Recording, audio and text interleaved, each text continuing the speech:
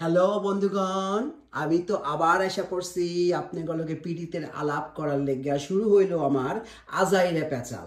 আজাইরা পেঁচাল অনুষ্ঠান নাম্বার 2।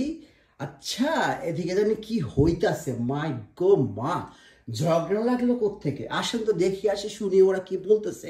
কি সেটা তো ঝগড়া চেটি। এই যে বলি, হয়েছেটা কি? হ্যাঁ, কি হয়েছেটা কি? এরকম করছিস কেন তুই আজকে আমার সাথে?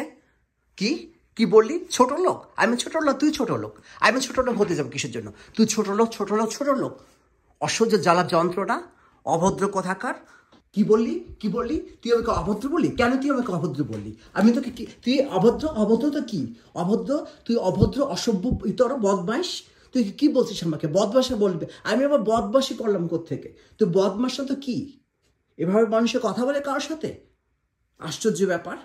ভদ্রভাবে কথা বল। কি তুই আমাকে আবার অভদ্র বললি? তা অভদ্র তো কি? এভাবে কথা বলে?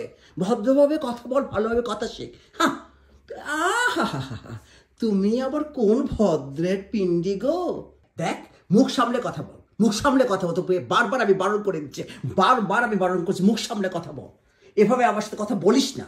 তোদের কথা শুনে গা জ্বালা করে, গা ঝিরঝির করে, গায়ের মধ্যে পিস পিস করছে তোর কথা শুনে। অসহ্য কথাকার। উফ মাই গড, আমি এখানে আসলাম কিসের জন্য আজকে? হ্যাঁ হ্যাঁ